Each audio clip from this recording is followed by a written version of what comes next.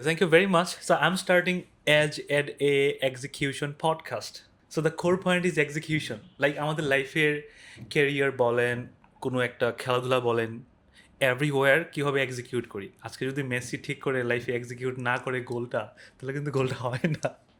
ওই যে ওই দিন রোনালদো একটা গোল দিল, যদি সে ওই মোমেন্টে তার পায়ে আসছে সাথে সাথে এক্সিকিউট করে দিচ্ছে। Right, so instantly you have to execute right. Outcome. Outcome. ওই দিন মেসি যখন একটা বল পাস করে কিক করে তখন কিন্তু এটা গোল বাইরে চলে যায়, Our রাইট? right. সো ওই মোমেন্টে সে এক্সিকিউট করতে পারে নাই ঠিক করে। সো দ্য পয়েন্ট ইজ আপনি আপনার লাইফের রাইট টাইমে রাইট পজিশনে কতটা ভালো করে এক্সিকিউট করছেন। So thank you, Antor. A জেডে এডুকেশন পডকাস্টে আমন্ত্রণ জানানোর জন্য। সো দাঁড়ান আপনার একটু পরিচয় করাই দিই। উনি আমাদের হিরু ভাই, অ্যান্ড উনি টেকনিক্যাল লিড হিসেবে কাজ করছে ব্রেক আইটি সার্ভিসে। কত বছর? নিয়ারলি আমার 4 বছরের মতো। 4 বছরের মতো। So in the meantime আপনার ফুল কেরিয়ারে কত বছর এক্সপিরিয়েন্স? নিয়ারলি 17 বছর, 16 বছর প্লাস। চিন্তা করেন 16 বছর প্লাস, 16 বছরে 4টা ডিগ্রি নেওয়া যায়। 4টা ডিগ্রি নেওয়া যায়, তার মানে আপনার এই ফিল্ডের উপরে 4টা ডিগ্রি নেওয়াতে আছেই। তার আগে 8টা ডিগ্রি ছিল। হ্যাঁ, কোন ভার্সিটি যেন? Shahjalal university of science and technology. আমি গ্র্যাজুয়েশন কমপ্লিট করেছি 2009 সালে। এরপর থেকেই আমাদের সময় সবচেয়ে ভালো যে একটা কোম্পানি ছিল এসডিএসএল, স্ট্রাকচার ডাটা সিস্টেম লিমিটেড, ওইখান থেকে কেরিয়ার শুরু করি। ওইখানে কী হইতো, সাস্টের, বুয়েটের, ডাবির যারা এসিএম টপ পারফর্মার অথবা যারা টিচার হবেন, ওনারা কী করতো, ওই কোম্পানিতে জয়েন করতো কিছুদিন থাকার জন্য। ওইখানে কাজগুলো হয়তো টোটালি ডাইনামিক কাজ, যেমন বর্তমানে এখনও আছে সাউথ আফ্রিকার যে ম্যাপটা গুগল যারা ইউজ করে, এটা আমাদের এখান থেকে বানানো স্টিল নাও। ওকে। সো এখনও ওই কোঅর্ডিনেটেড রিলেটেড দক্ষিণ আফ্রিকার যা আছে, সো টোটালি আফ্রিদিস না আমাদের ফাদার কোম্পানি, ওইখান থেকে আর ইউজ করে। সো আপনার মোট 16 বছর প্লাস কেরিয়ারে ফার্স্ট কোম্পানি কোনটা ছিল শ্বাস থেকে বের হওয়ার পর? Structure data system limited. Okay, ওখানে কত বছর ছিল? ওইখানে ছিল আমার নিয়ারলি 4.5 বছর। 4.5 বছর। ওখানে আপনার মেইন কোর স্কিল কি শিখে আসছেন লাইফের শুরুতেই? শুরুতেই আমাদের ইউনিভার্সিটি লেভেলে আমরা সফটওয়্যার টেস্টিংয়ের উপরে আমাদের এত বিশাল কিছু ছিল না, আমাদের একটা চ্যাপ্টার ছিল। তো ওইখান থেকে আমাদের মেনলি আমার কেরিয়ার শুরু as a software quality assurance engineer হিসাবে। আর এখানে মজার ইন্টারেস্টিং কাহিনী হলো, এখানে ম্যাক্সিমামই হলো ভার্সিটির বড় ভাই, রাইট। ফ্রেন্ড আর বড় ভাই। সো তখন আসলে কাজ করতেছি না, কোম্পানি জব করতেছিল বুঝতেছিলাম নাকি না। আপনি ইউনিভার্সিটির হ্যাঁ, ক্লাসরুমে আছেন হ্যাঁ, বড় ভাইদের সাথে? ওইটি ফ্লেভারটা, ওই flavor ওই ছিল, ফ্লেভারটা right. পাইতাম। সো প্রচুর বরবাদে হেল্প পাইছি। তারপরে যেহেতু এটা ছিল আমার মেনলি হলো আর আগে শুরু হয়েছে আমাদের থেকে হইলো ওই সফটওয়্যার টেস্টিং জিনিসগুলো আগে কী করতো, ডেভেলপাররা টেস্ট করে, ডেভেলপাররাই ডেভেলপার সব কিছু করে দিত রাইট। মেনলি। এর আগে অল্প ছিল, তখন আমাদের থেকে মেনলি আসলে কনসেপ্টগুলো শুরু হয়েছে। এর আগে শুরু হয়েছে, ওইভাবে শুরু হইতো না। But there is no process. Exactly কিভাবে এসে সে প্রসেসটা সলভ করে দিছে। আপনার 4 বছর পরে আবার কোন কোম্পানিতে? 4 বছর ক্রমে শিরুকেশে আমি এই প্রগতি সিস্টেম লিমিটেড, যেটা শিরুকেশ রাইট। সবাই ছিলেন, ওইখানে অল্প দিন ছিলাম। তারপরে আর একটা কোম্পানিতে ছিলাম ডিএফএম, ওইখানে অল্প দিন ছিলাম। তারপর আইডি স্কেল নামক একটা কোম্পানিতে ছিলাম নিয়ারলি 4 বছরের মতো, 3 বছর 10 মাস। Then join BRAC IT as a lead হিসাবে, মেনলি অটোমেশন নিয়ে কাজ করতাম। তারপর 3 বছর পরে এখান থেকে টেকনিক্যাল লিডে হইলাম। সো এখন আমার ব্র্যাক আইটিতে আমাদের একটা বিগ ইআরপি সিস্টেম আছে, যেটা ব্র্যাকের জন্য আমরা মেনলি বানানো। সো ওইটার 5টা মডেলের 3টা মডেল লিড দিই আমি মেনলি। নাইস। 3টা মডেলের আমাদের কিউ সংখ্যা নিয়ারলি 20-র মতো। সো আপনি 20 জন কিউএ লিড করছেন? Right, nearly 20। সো এটা হয়তো কিছু চলে গেলে বাড়ে, কমে, হয়তো কিছু আসবে। বাড়ে। আর এই 17 থেকে 18 জন ফিক্স থাকে, 16-17-18 জন মতো ফিক্স থাকে। That is nice. সো আপনার এই ফুল 16 বছর বারবার উল্লেখ করছি, 16 বছর না 17 বছর? 16 বছর 7 মাস। ওকে, সো 16 বছর প্লাস ধরে নিচ্ছি সবসময়। আপনার 16 বছর ক্যারিয়ারে আপনার মনে হয় কিউএ আপনার লাইফকে কতখানি ইজি করে দিয়েছে? হ্যাঁ, কিউএ আসলে মেনলি কী হয়, যদি সফটওয়্যার ডেভেলপমেন্ট লাইফ সাইকেল বলি, সবাই কাজ করে, কিন্তু কিউএ বা সফটওয়্যার টেস্টারে আসলে কাজটা হলো গিয়ে যে অন্যের কুদ দূরে বেড়ানো। জিনিসটা শুনতে খারাপ লাগে যে মানুষের কুদ দৌড়া বা ফল তুললে টাকা পাওয়া যায়। রাইট। সো আসলে শুনতে খারাপ লাগে, অ্যাকচুয়াল জিনিসটা কি, এই প্রোডাক্টটা একটা quality product. As a client পার্সপেক্টিভে আমরা ডেলিভারি দেওয়া হইলো আমাদের মেইন উদ্দেশ্য, যে ক্লায়েন্ট কী চায়, ক্লায়েন্ট ইউজ করতে কতটুকু কমফোর্ট ফিল করে, ইউজার ফ্রেন্ডলি কিনা, কোয়ালিটি ঠিক আছে কিনা। কারণ কোনো যদি একটা বাগ থাকে, সো বাগটা যদি আর্লি স্টেজে আমরা পাই, সেটার যে কস্ট লাইভে চলে গেলে বা প্রোডাকশনে যাওয়ার পরে ইউজারে ইউজ করলে সেটার কস্ট অনেক বেশি। রাইট। বিশেষ করে ফাইন্যান্সিয়াল ট্রানজ্যাকশনে যেগুলো ব্যাংক সিস্টেম আছে, ওইটা তো আরও বিশাল জিনিস। সো আমরা মেনলি হলো গিয়ে কোয়ালিটি প্রোডাক্ট ডেলিভারি দেওয়ার জন্য মেনলি আমাদের কাজটা। ওকে, সো আপনার বর্তমানে লিডারশিপ কোয়ালিটি একটু বেশি লাগে, যেহেতু 20 জন Right. পিপল। সো এই জায়গায় আপনার যারা জুনিয়র আছে তাদের কোন ব্যাপারগুলো ভালো থাকলে আপনার কাছে মনে হয় যে না, সে খুব ভালো কিউএ করছে, সে খুব ভালো অটোমেশন পারে? সো আপনার কোন কোন ক্যাপাবিলিটিগুলো আপনার চোখের সামনে নিয়ে আসবেন একজনকে জাজ করার জন্য? জাজ করার জন্য মেনলি যেটা হয়, এখন যারা ধরেন আমাদের ইউনিভার্সিটি লাইফে কী হয়, আমাদের সবগুলো জিনিসে আমাদের টাস্ট করা হয়, যে প্রফেশনাল লাইফে আমাদের ডিপে ঢুকতে হয়। সো যখন একটা নতুন কেউ যদি সফটওয়্যার টেস্টিংয়ে আসে, সে প্রথম যে জিনিসটা দেখে ওর আগ্রহ আছে কিনা শেখার, আগ্রহ, ইন্টারেস্ট, ইন্টারেস্টটা, আগ্রহ আছে না ইন্টারেস্টটা, তারপর দেখি যে মেনলি ডেডিকেশন আছে কিনা। ডেডিকেশন। যে ইউনিভার্সিটি থেকে বের হওয়ার পরে আমাদের জব লাইফটে টোটাল জিনিসটাই কি টোটালি ডিফারেন্ট। কারণ ক্যাম্পাসে পড়ছে থিওরি, কিছু প্র্যাকটিক্যাল করা হয়েছে, বাট এখানে হলে এক্সিকিউশন, এই যা আবার তোমার execution. Exactly. So totally execution করতে হয় আমাদের। সো এক্সিকিউশন করতে হলে আমার কী করতে হয়, যদি ডেডিকেশন না থাকে সো এক্সিকিউট করতে এক্সিকিউট করতে পারবো না। আরেকটা জিনিস মেনলি থাকতে হয়, যাতে সফটওয়্যার টেস্টিংয়ের লাইনে আসলে যে কুতকুতে স্বভাব, অলওয়েজ চিন্তা করতে হবে যে কোথায় কি ধরনের ভুল আছে, কোথায় কী বের ধরনের করতে হবে। কোথায় কী ধরনের ভুল আছে, ওইটাই মোস্ট ইম্পর্টেন্ট। যে আচ্ছা, এটা এমন না, এরকম হলে ভালো হয়। সো এই জিনিসটা বিশাল ইম্পর্টেন্ট। এই আবার বলতেছি যে এক্সিকিউশন। সো আমরা যা এক্সিকিউশন করি এর আগে আমরা প্ল্যান করে যদি আমাকে বলি টেস্ট কেসটা যদি বেশি চিন্তা করতে পারি, কুতকুতে স্বভাব হয়, তো নাম্বার অফ টেস্ট কেসটা বেশি হয়। বিভিন্ন অ্যাঙ্গেল থেকে আমরা একটা সফটওয়্যার টেস্ট করি, আর বিভিন্ন অ্যাঙ্গেল থেকে ক্লায়েন্ট হিসাবে, ম্যাঙ্গো পিপুল হিসাবে, একটা টেকনিক্যাল পার্সন হিসাবে, সো ডেভেলপমেন্ট পার্সপেক্টিভ হিসাবে, একজন মালিক হিসাবে, যতটুক অ্যাঙ্গেল থেকে আমরা চিন্তা করতে পারি ততটুকুই আমাদের সফটওয়্যারের কোয়ালিটি এনশিওর বেশি করতে পারি আমরা। Exactly. বাগ পাই, তারপরে ফিক্স করে এইসব। সো এই ক্ষেত্রে যারা জুনিয়ররা জয়েন করতে চায়, সো তারা কি চিন্তা করলে তারা ইন্টারেস্ট পাবে? কারণ সবাই তো ডেভেলপমেন্টে চলে যাচ্ছে। হ্যাঁ, ডেভেলপমেন্ট ডেফিনেটলি সফটওয়্যার লাইফ সাইকেলের 5টা বা 6টা ফেজ আছে। ডেভেলপমেন্ট একটা, তারপর সফটওয়্যার টেস্টিং একটা, তারপরে এখন আছে ধর ডেভঅপস, তার বিজনেস অ্যানালিস্ট, আর্কিটেক্ট। সো আসলে আমাদের মার্কেট একটাই আছে যে কিউরা আসলে সফটওয়্যার ডেভেলপমেন্টের বাইরে, আসলে না, পুরা 4টে বা 5টা টিম মিলেই হলে সফটওয়্যার ডেভেলপমেন্ট। সো কিউ হিসাবে যদি নতুনরা আসতে চায়, বললেন ফার্স্ট কথা হলে যে কুতকুতে স্বভাব হইতে হবে 1 নম্বর। 2 নম্বর হলো কি যে ডেডিকেশন থাকতে হবে, কারণ ম্যানুয়াল টেস্টিং করতে হয় অনেক সময়। আর এখন যেহেতু এআইয়ের যুগ আসছে, সো আমাদের এই যে ম্যানুয়াল টেস্টিংয়ের কাজগুলো আমরা এআই দিয়ে করে ফেলতে পারি। ইয়েস, তাহলে তাদের অটোমেশন টুলগুলো আগে থেকে জেনে থাকা লাগবে। হ্যাঁ, আগের থেকে অটোমেশন টুল জানলে ভালো, প্লাস পয়েন্ট যে প্রোগ্রামিং বেসিক কনসেপ্ট যদি ক্লিয়ার থাকে, তাহলে অটোমেশন। অটোমেশনটা ইজিলি গ্র্যাব করতে পারে। আর যদি জানা থাকে, যেহেতু এখন কম্পিটিশনের মার্কেট, আর আমাদের সেক্টরে যতজন ফ্রেশ গ্র্যাজুয়েট বের হয়, আমাদের পজিশন অতগুলো থাকে না।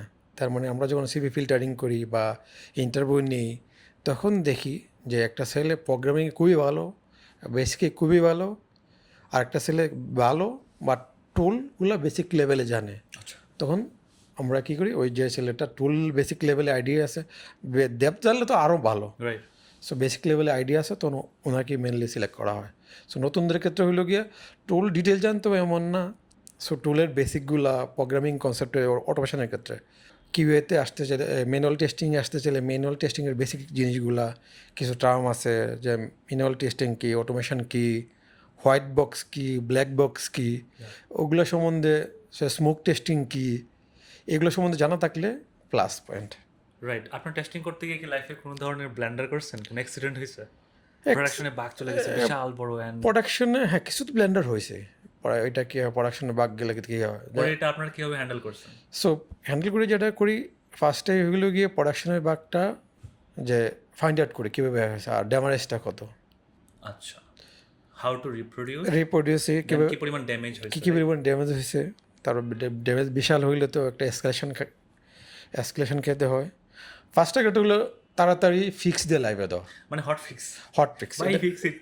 Fix it as early as possible. Yeah, তারপরে এটারে এসকেলেশন বলেন, ফাইন্ড আউট বলেন, কী কারণে হয়েছে, অ্যানালাইসিস বলেন, কোন টেস্ট কেসটা মিস করছি, কেন মিস করছি, এটা কি মিস করার মতো ছিল নাকি স্টেট ফরওয়ার্ড কেস ছিল, ওই জিনিসগুলো নিয়ে আমরা মেনলি অ্যানালাইসিস করি। তখন এটা দায়িত্বে যে ছিল আপনি হ্যাঁ কি তার ডেফিনেটলি সাথে reach out করেন? হ্যাঁ ডেফিনেটলি ফার্স্টে তো অল রেসপন্সিবিলিটি লিডার, ইয়া, লিডার। লিডার হিসাবে আমার অল রেসপন্সিবিলিটি আমার নিতে হবে, এটা মেনলি হলো আমি মিস করছি, নট টিম মেম্বার। এক্স্যাক্টলি। তারপর গিয়ে অ্যানালাইসিস হইলে প্যারালাইসিস হয়, তারপর এটারে ডিটেল অ্যানালাইসিস কী কারণে মিস করছে, আসলে অনেকগুলো রিজন হয়ে থাকতে পারে, হয়তো অনেক কনসেপ্টেই বোঝা নাই, রাইট। আমার রিভিউটা আরও বাড়ানো দরকার ছিল, হয়তো টেস্ট কেস মিস করছে, কেন মিস করছে, ওগুলো নিয়ে পরে আমরা ডিটেলে করি। সো এই ক্ষেত্রে analytical skill, critical skill exactly ওইটা তো আরও খুব ইম্পর্টেন্ট, এবং ওই স্কিলটা কীভাবে সে এক্সিকিউট করেছে। রাইট। এই জিনিসটা বললাম না যে ওই যে আসতে হলে যে খুঁতখুঁতে স্বভাব, বিভিন্ন অ্যাঙ্গেল থেকে চিন্তা করা, ক্রিটিক্যাল থিঙ্কিং, ওই জিনিসটা আরও ইম্পর্টেন্ট। সো পৃথিবীতে যত ধরনের প্রোডাক্টই বানানো হোক না কেন, সেটা কিউএ করতেই হবে। এক্স্যাক্টলি। তার মানে কিউএ জব থাকবে। হ্যাঁ কিউএ জব থাকবে। আর একটা মিসকনসেপশন আছে, শুধু কিউএ খালি সফটওয়্যার টেস্টিং খালি কিউএ করে এটা না, সবাই করে। সবারই তো করতে হবে। যেমন আমাদের এখানে দুটো টার্ম আছে, একটা আছে ভ্যালিডেশন, একটা আছে ভেরিফিকেশন। ইয়েস।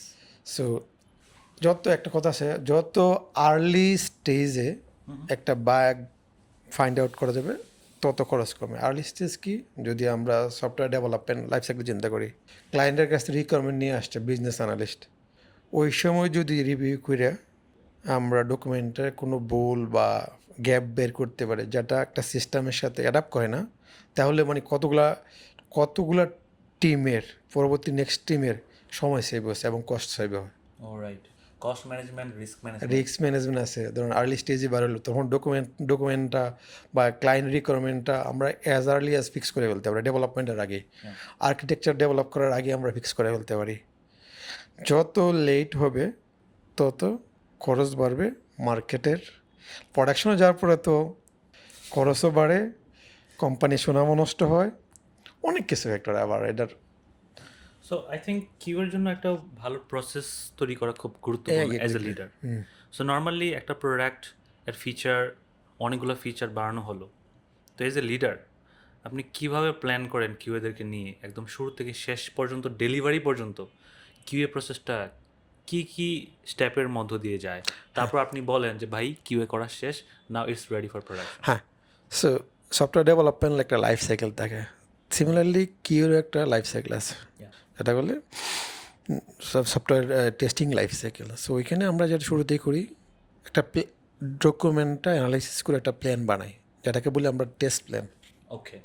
যে টেস্ট প্ল্যান জিনিসটা কেমন, আমার এই যে কিউর লিস্টটাতে বা এই যে এতে যে কোনো প্রসেস যায়, সেটা হতে ওয়াটারফল, সেটা হতে পারে অ্যাজাইল, সেটা হতে পারে অন্য কোনো প্রসেস, তা আমার পুরো এক্সিকিউশন একবারে শুরু থেকে লাইভ ডেপ্লয়মেন্ট পর্যন্ত পুরো প্ল্যানটা আমরা টেস্ট প্ল্যানে ইনক্লুড করি শুরু থেকে শেষ পর্যন্ত।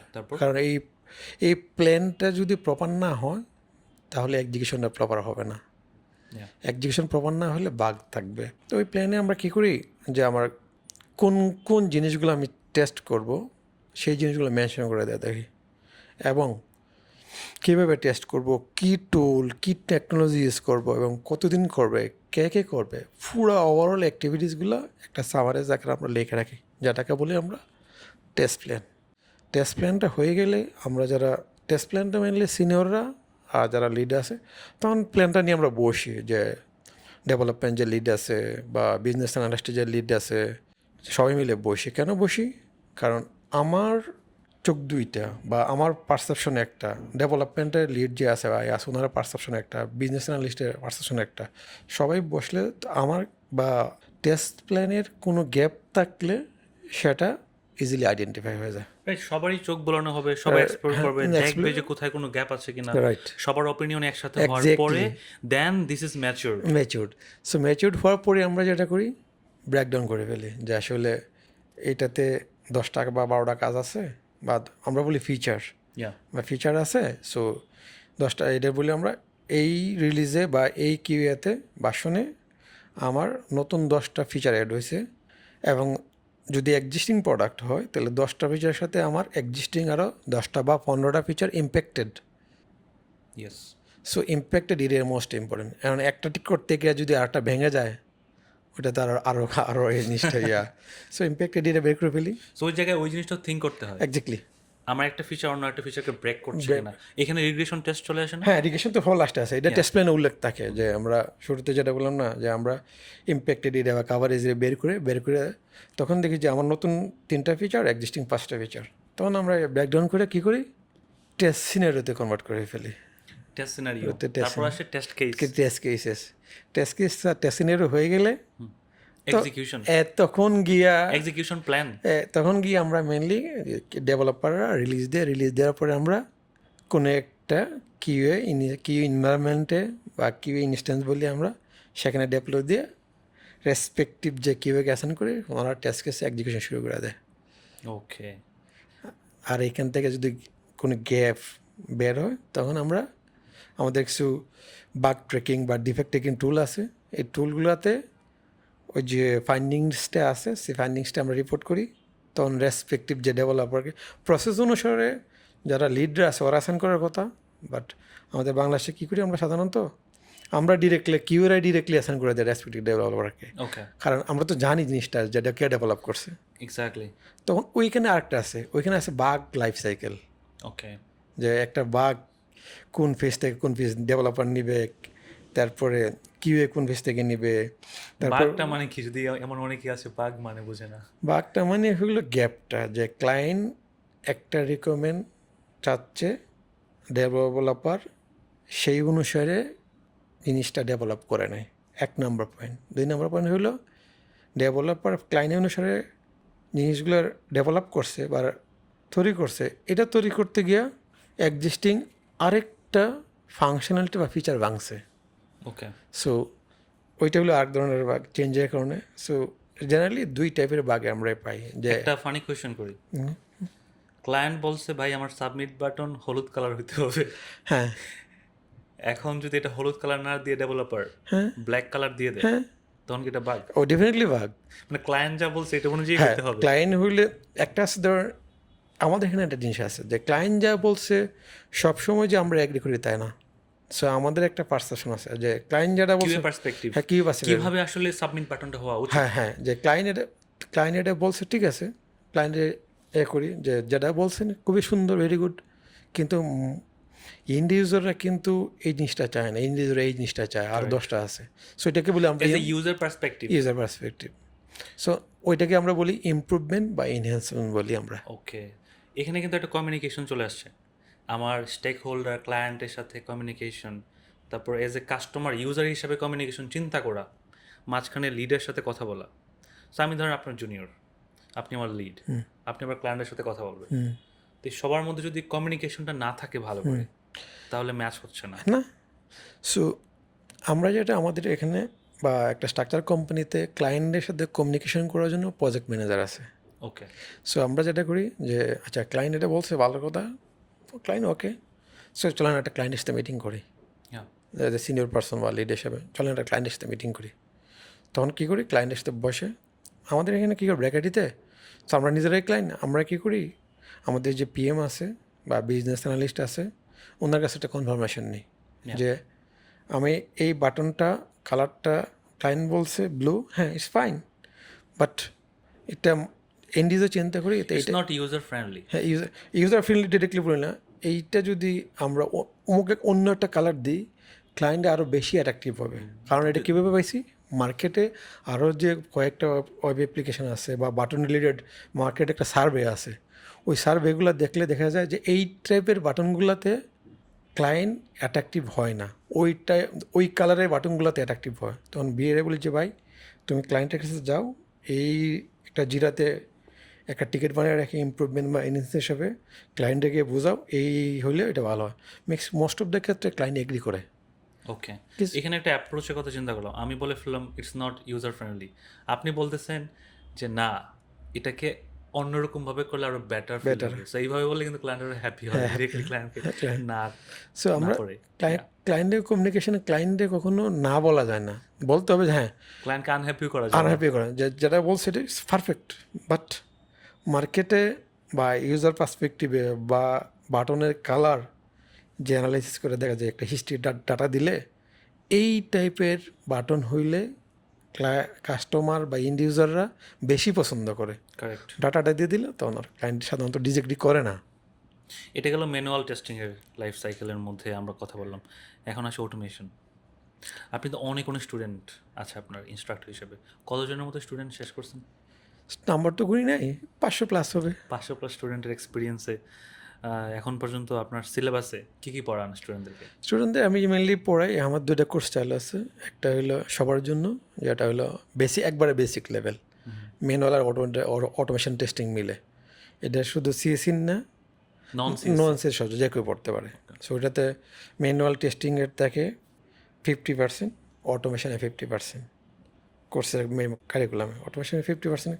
এটা হলো বেসিক লেভেল। কারণ কি আমরা যারা সিএসিতে আছি ওনারা তো সবই মোটামুটি প্রোগ্রামিং, যদিও আমরা ইউনিভার্সিটিতে আমরা অনেকে প্রোগ্রামিং বই পাই, বাট প্রোগ্রামিং বেসিক লেভেল তো জানি যে ওটা বেসিক লেভেল, ওইটা বেসিক লেভেলে রাখছি। আর আমরা এর সাথে এআই ইন্টিগ্রেট করে নিচ্ছি। কোর্স টুটা হলো ফুললি অটোমেশন। কেন করছি? কারণ অনেকে আছে অটোমেশন, এখন যেহেতু আমাদের সময় একটা ছিল যে কিউএতে, আসলে এটা অন্যভাবে নেওয়ার কিছু নাই, যে কিউএতে যারা আসে এরা প্রোগ্রামিং বই পায়, কিছু পারে না, দেন আসলে অটোমেশন। এবার কী হলো যে ভাই এখন আপনাকে প্রোগ্রামিং জানতেই যা হবে, জানতে হবে, কারণ ফুল ম্যানুয়াল সিস্টেমটাকে অটোমেট করতে হবে। So, আপনি যদি ইঞ্জিনিয়ারিং চিন্তা না করে এটাকে অটোমেট করেন তাহলে এটা স্লো হয়ে যাবে, ভালো করে টেস্ট করতে পারবেন। এত এত ফাংশনালিটিস থাকে, আপনি যদি কোডিংটা পারফেক্টলি পারফরমেন্স হতে না করেন দেন এটা কিভাবে টেস্ট করবে? রাইট। সেই জন্য আমাদের অটোমেশন কোর্সে কী আছে, একটা কিউএর ফুল স্ট্যাক অটোমেশন ইঞ্জিনিয়ার হইতে যা যা লাগে সবই আছে। যেমন আমাদের সফটওয়্যার টেস্টিংয়ে জেনারেলি দুইটা ভাগ আছে, একটা আছে ফাংশনাল টেস্টিং আর একটা আছে non functional testing. Functional testing আছে একটা, ম্যানুয়াল আছে, একটা অটোমেশন আছে। আর নন ফাংশনাল টেস্টিং আছে লোড টেস্টিং, সিকিউরিটি টেস্টিং। এটা আমরা কখন করি? যখন আমাদের ফাংশনাল টেস্টিং ডান হয়ে যায় তখন আমরা সিকিউরিটি আর লোড টেস্ট করি। সো কোর্সে সবই আছে। আর রিসেন্ট যেহেতু এখন রিসেন্টলি এআইও ইন্টিগ্রেট করা আছে। সো আমাদের কোর্স 1 এবং 2 করলে, কোর্স 2 মেনলি আবার বলতেছি ডিজাইন করা হয়েছিল যারা অলরেডি কিউএতে আছে অনেক দিন ধরে, তাদের ম্যানুয়াল থেকে অটোমেশনের দিকে ট্রান্সফর্ম হইতেছে ওই জন্য। আর যারা ফ্রেশ আর অটোমেশন দিক দিয়ে, কারণ এখন আসলে অটোমেশনের যুগ, সেটা এআই দিয়ে করে আর ম্যানুয়ালে দিয়ে করি। কারণ মানুষ একই টাইপের কাজ করতে পছন্দ করে না, আর বোরিং লাগে। ফর এক্সাম্পল রিগ্রেশন টেস্টিংটা আমাদের কী হয়, আমরা ফাংশনাল টেস্টিং করলাম নতুন ফিচারের, এক্সিস্টিং ফিচারগুলো প্রতিবারই করা as a QA manual tester হিসাবে বোরিং লাগে। এতে কি হয়, আমাদের এই যে বোরিং কাজ করলে আমাদের অ্যানালাইটিক পাওয়ার, কর্নারেকিস চিন্তা করা, ওই জিনিসগুলো আমাদের দেখে না। এই জিনিসগুলো যদি আমরা ম্যানুয়ালি না করে কোনো একটা টুলসের মাধ্যমে করি তাহলে কি হয়, এই যে আমাদের এক্সিস্টিং ফিচার নিয়ে আমার চিন্তা করতে হইতেছে না, ওই যে টাইমটা পাচ্ছি ওই টাইমটাতে কী করতে পারি, আমরা অ্যানালিটিক চিন্তা করতে পারি। আমরা টেস্ট কেস, কর্নার কেস, তারপরে ইঞ্জিনিয়ারিং মাইন্ডসেট, ক্লায়েন্ট মাইন্ডসেটটা সময় পাইলে কিউতে একটা জিনিস শেয়ার হয়, কোনো একটা টেস্ট কেস যদি এক্সিকিউশন করা রাত্রেবেলা যখন ঘুমাই তখন মনে হয় আসলে হ্যাঁ অমুক কর্নার কেসটা তো আমি এক্সিকিউশন করি না, সকালে আইসি অমুক কষ্ট, এই একটা সময় পাইলে এই জিনিসগুলা corner case, engineering mindset, client mindset, তারপর অনেক অ্যাঙ্গেল থেকে চিন্তা করা যায়। এতে কী হয়, যত টেস্ট কেস এক্সিকিউশন বেশি করব, ডিফারেন্ট পার্সপেক্টিভে প্রোডাক্টের কোয়ালিটি তত বাড়বে এবং বাগ বা ডিফেক্ট পাওয়ার সম্ভাবনা তত বেশি থাকে। That is perfect. এখন ধরেন যারা নন সিএসসিতে আছে, অনেকে বাংলা ইংরেজি বিভিন্ন ডিপার্টমেন্টে পড়ে, সো তারা ভাবে যে আমি হয়তো এখানে জব পাচ্ছি না, পিসিএসও হবে না, এটা সেটাও হবে না, সো আমি টেকনিক্যাল কোনো ফিল্ডে যেতে চাই, যেহেতু বর্তমানে টেকনোলজির যুগ এবং এখানে অনেক অনেক জব ফিল্ড আছে। তো তুলনামূলকভাবে আমাদের কম্পিউটার সায়েন্স ফিল্ডে কিউএ জবকে একটু ইজি জব ধরা হয়। নর্মালি ম্যানুয়াল টেস্টিংটা লাইক চেক করা, how is the software, how is working, is it working good or not, expected or not.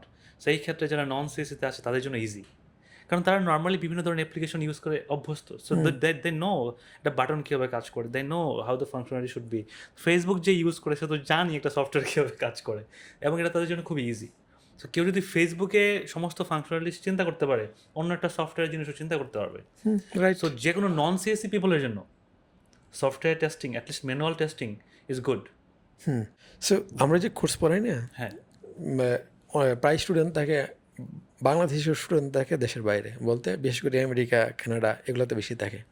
So ওইখানে দেখা যাচ্ছে যে নন টেকনিক্যাল বা নন আইটি জবগুলোতে বোরিং থাকে, স্যালারি কম।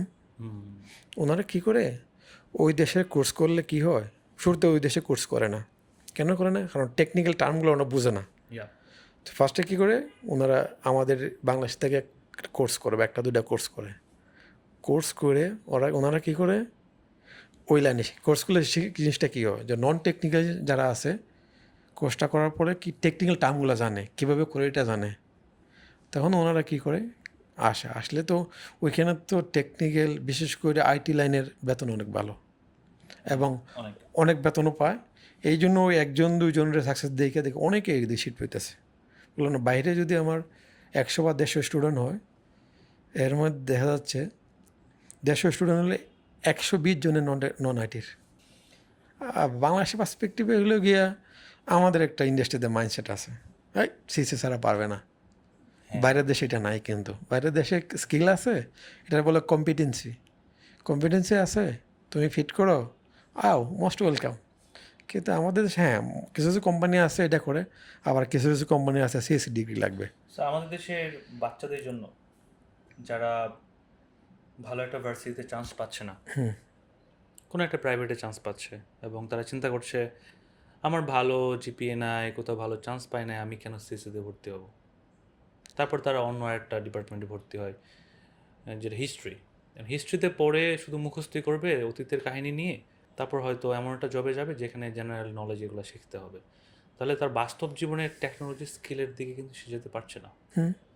সো এই ধরনের জেনারেশনকে কীভাবে এই সফটওয়্যার টেস্টিং আর কিউএ ফিল্ডে নিয়ে আসা যায়, ইন্টারেস্ট ফিল করানো যায়, এরকম কি কিছু করা যায় বাচ্চাদের? হ্যাঁ, ডেফিনেটলি করা যায়। সবচেয়ে বড় কথা, আমি আমার কেরিয়ারে অনেকই পাইছি যারা সিএসসি না, বাট সফটওয়্যার ডেভেলপমেন্টের হেড। আর বাদ দে, আমাদের জাফরুল্লাহ স্যার, উনি কি সিএসসির? আচ্ছা, রাইট। কাকুয়াত স্যার কি সিএসসির? ওকে, উনিরা ত্রিপলির, কাইকাবাস স্যার ত্রিপলি, জাফর স্যার তো সিএসসির না, মানে কোন একটা তো পড়ছে কিন্তু সিএসসিতে পড়া নাই। হ্যাঁ, ফিজিক্সের ছাড়া ফিজিক্সের। ইভেন আমাদের ভার্সিটির এক ম্যাথের এক বড় ভাই ডেফোডিলের অ্যাক্টিং হেড ছিল, অনেক এখনও আছে, ফিজিক্সে পড়া, সিএসসি অনেক সব পিএইচডি এতে করছে সিএসসিতে। সো এখন কী হয়, আইটি লাইনটা সবার জন্য ওপেন, যদি কারো ইন্টারেস্ট থাকে। আরেকটা ইন্টারেস্টিং গল্প বলি, আমি যখন প্রথম জবে থাকতাম তখন বোর্ডে একটা এসসিএম একাধিকবার ওয়াল ফাইনালিস্ট টিম একটা ছিল। এটা কোন ডিপার্টমেন্টে হইতে পারে? অন্য ডিপার্টমেন্টের, সিভিলের। আমার কলিগ ছিল, ওরা এসডিএসএল কিছুদিন জব, সিভিল ইঞ্জিনিয়ারিং এর মানুষ। হ্যাঁ, কম্পিউটার সায়েন্সের এসএম ওয়ার্ল্ড এরপরে একবার না একাধিকবার এখনও ওরা জব করে। It doesn't matter about department, it matters আমি ওই ফিল্ডে ইন্টারেস্ট পাচ্ছি কিনা, আমার সবটা দিচ্ছি কিনা। আর এখন তো আরও ইজি, এআই আসছে। এআই আসলে কী হয়, তুমি একটা সিম্পল একটা প্রবলেম লিখে বলবা ক্লড কোডটা, ভাই তুই আমরা ওই প্রজেক্টটা করে দে, ওই ফুললি করে দেবে, এবং বলবা যে ডকুমেন্টেশনগুলোও করে দেয়, ও ফুললি করে দেবে, পুরোটাই করে দেবে। তুমি একবার গিয়ে দেখো যে হ্যাঁ তো যদি বেসিক নলেজটা কেন দরকার, কোনো যদি মডিফিকেশান লাগে বা করা লাগে, তখন গিয়া বেসিক নলেজ না থাকলে, হ্যাঁ তোমার যদি আগ্রহ থাকে আর যেমন না, এখন যে সিসিতে পড়তে হবে এমন তো কোনো কথা না। এই জবটাকে কি কোনোভাবে সাইড হাসেল হিসেবে নেওয়া যাবে? অনেকেই আছে ফ্রাস্ট্রেটেড যে আমি একটা জব করতেছি, এখন স্যালারি অনেক কম, তো আমার অনেক সময় থাকে হাতে, পার্ট টাইম হিসেবে আমি একটা জব করতে চাই। সো তারা চাইলে এই সফটওয়্যার টেস্টিং, কোয়ালিটি অ্যাসুরেন্সের বেসিক মিনিমাল একটা কোর্স করে ফেলতে পারে, দেন ওই রিলেটেড জবগুলো খুঁজতে পারে। জব খোঁজার জন্য লিঙ্কডইন আছে, আছে। আরও বিভিন্ন ধরনের জব পোস্ট করার জন্য ওয়েবসাইট আছে, আপওয়ার্ক আছে, ওগুলোতে গিয়ে অ্যাপ্লাই করে গেলে। হ্যাঁ অথবা একটা ভালো কমিউনিকেশন নেটওয়ার্ক থাকলে কিন্তু আমরা সাজেস্ট করতে পারি, হ্যাঁ যেমন আপনার পিপল লাগবে, হ্যাঁ আমার পিপল লাগবে। হ্যাঁ সো এই জন্য তার একটা কমিউনিটিতে যেতে হবে। হ্যাঁ ডেফিনেটলি। কমিউনিটিতে গেলেই তখন একজন আরেকজনের মাধ্যমে একটা পেয়ে যাবে। সো এখানে একটা networking very important. Right. So এটা তো সবচেয়ে ইম্পর্টেন্ট হলো কমিউনিকেশনের নেটওয়ার্কিং নিয়ে একটু কথা ইম্পর্টেন্ট। বলেন বলেন। এখন জিনিসটা কী হয় যে আমাদের পজিশন থেকে একটা অ্যাপ্লাই করে 1000, ইয়া ভালো ভালো প্রতিষ্ঠান আরও বেশি, নাম্বারটা 500 থেকে 1000। এখন এইচআর যে রিজিউমে ফিল্টার করবে, কিছু স্ক্রিমিং করলো, কিছু কিওয়ার্ড দিয়ে ফিল্টার করলো, করে 50টা বা 30টা নিয়ে আসলো। তো 30টা তো আমরা ইন্টারভিউ ডাকবো না, তখন কী করবো, সিভিগুলা দেখবো যে কে কী কোনটা। তখন যেটা হয়, নেটওয়ার্কিং থাকলে জিনিসটা যেটা কাজ করে, অ্যাটলিস্ট ইন্টারভিউ ডাক পাওয়াটা অন্যদের তুলনায় প্রবাবিলিটিটা অনেক বেশি থাকে। কারণ এত রিজুমি, এত জিনিস, তখন জিগায় কোম্পানিগুলো আসলে কি, এখন ম্যাক্সিমাম জব, কিছু সার্কুলার দেয়, ম্যাক্সিমাম জবেই ইন্টারনালি রিক্রুটমেন্ট হয়। ওই যে বলতেছিলাম, Yeah. কমিউনিটির মাধ্যমে রিক্রুটমেন্ট হয়। কারণ একটা কোম্পানি XYZ চিনে না, আর যদি আমি রেফার করি বা এক্সিস্টিং একটা এমপ্লয়ি যে কেউ, আমি বা তখন ওইটার প্রতি ট্রাস্ট বেশি থাকে। কারণ এক্সিস্টিং এমপ্লয়ি জেনে শুনেই ফরওয়ার্ড করতেছে এবং জব হওয়া সম্ভাবনা অনেক বেশি থাকে। এই জন্যই নেটওয়ার্কিংটা, বড় ভাই ব্রাদার, নেটওয়ার্কিংটা most important to get a job. Exactly. So final thing বলবো যে কিউএ ফিল্ডে তাহলে চ্যালেঞ্জিং কি? আমি তো সব ইজি ইজি জিনিস বলতেছি। চ্যালেঞ্জিং প্রথম পার্টটা আছে জব পাওয়াটা, জব পাওয়াটা। বা এটা বাংলাদেশের পার্সপেক্টিভে, যে বাংলাদেশে কী হয়, যতগুলো পজিশন আছে, যতগুলো ফ্রেশ গ্রাজুয়েট বের হয়, অত নাম্বারগুলো পজিশন থাকে না। শুধু শুধু কিওর ক্ষেত্রে না, সবগুলোর ক্ষেত্রে। গুড পার্টিস যদি তার আগ্রহ স্কিল সেট থাকে, শুধু বাংলাদেশ না, যে কোনো জায়গায় সে জব খুঁজে অ্যাপ্লাই করতে পারে। তুমি তো বলছো না কমিউনিকেশনটা, কমিউনিকেশনটা অ্যানাদার ইম্পর্টেন্ট। সো যদি ক্যারিয়ারে দেখলাম, যদি খালি সবই কাজ করো, টেকনিক্যালি বিশাল নলেজ থাকে আছে, যদি প্রপারলি বসদের কাছে তো কাজের উপস্থাপন না করতে পারে, খাস বাংলা যেটা বলে নিজের সেলফ না করতে পারে, তাহলে আসলে গ্রোথটা হয় না। গ্রোথ বলতে স্যালারি প্লাস পজিশন প্লাস আমি যদি সারাদিন কাজ করে যাই, কাজগুলো যে সোয়াব যেটাকে বলে, সোয়াব মানে এটা না যে কাজ অন্য করছে নিজে ক্রেডিট নেওয়া, নিজের কাজটাই নিজে সোয়াব করা। সো এটা থাকতে হয়। আর একটা যেটা হয়, যেটা বললাম না, চ্যালেঞ্জিংয়ের পার্টের ক্ষেত্রে কেরিয়ারটা শুরু করে দিতে পারলে তারপরে আসলে অপরচুনিটি পাওয়া যায়। কারণ হলো মোস্ট অফ দ্য কোম্পানিগুলা ফ্রেশার নিতে ভয় পায়। কেন ভয় পায়? ফ্রেশারদের একটা স্যালারি কম দেয়। হ্যাঁ, কিছু কিছু কোম্পানি আছে স্যালারি ভালো দেয়, আর most of the company salary কম দেয়। তো একটা ফ্রেশার নিয়ে আমাদের 6 থেকে 1 বছর লাগে, এটা 3 থেকে 1 বছর লাগে ওরে রেডি করতে। 1 বছর পরে যদি বা 1.5 বছর পরে যে আমি ইনভেস্ট করলাম, আমার স্যালারি বা সিনিয়র কেউ ট্রেন করলো একটা জুনিয়রে, সব মিলিয়ে স্যালারি চিন্তা করলে আমার যে সময়টা যাচ্ছে, বা টিম মেম্বার অন্য সিনিয়ররা যে একটা ফ্রেশার বা ইন্টার্ন রেডি করতে যতটুকু সময় যায়, ওইটার স্যালারি চিন্তা করলে ওনার স্যালারি কম পায়। বাট প্রবলেমটা হলো 1 বছর পরে বা 1.5 বছর পরে চলে গেলে টোটালি কোম্পানির লস। এক্স্যাক্টলি। তারা আমি টাকা পয়সা ইফোর্ট দিয়ে সময় দিয়ে তারা রেডি করলাম, তখন সে আরেকটা ভালো স্যালারি পেয়ে চলে যাচ্ছে। সে যাবে না কেন? তো এখন তুমি যদি ধরো ওই কোম্পানিগুলো সে যাবে না কেন? তার মানে তারা আমার প্রপার ভ্যালুটাও দিতে হবে। পলাটা দিতে দেয়, মোস্ট অফ দ্য কোম্পানি সুর এই ভ্যালুটা দেয় না। দেয় না। দিলে হয়তো পোলাপান যাইতো না। তারপর আরেকটা জিনিস আছে, শেখার পরে পোলাপান এখন যে এর থেকে ভালো অপরচুনিটি পায়, কোম্পানি হয়তো অপরচুনিটিগুলো দেয় না। না দিলে কী হয়, যে এই কারণে অধিকাংশ কোম্পানিগুলা ফ্রেশার নিতে ভয় পায়। তারা কিছু টাকা দিয়ে হইলেও একটু এক্সপিরিয়েন্স লোকগুলো মানে ফ্রেশাররা যদি না নেয় তাহলে আপকামিং যে ফ্রেশ গ্রাজুয়েটটা কীভাবে পজিশন ওপেন করবে, কীভাবে ওরা ক্যারিয়ার করবে। সো এই জন্য যেটা বলি নেটওয়ার্কিংটা মোস্ট ইম্পর্টেন্ট। সো সবার কাছে রিকোয়েস্ট হইলো যে যত পারে কমিউনিটিতে পার্টিসিপেট করে নেটওয়ার্কিংটা বাড়ান।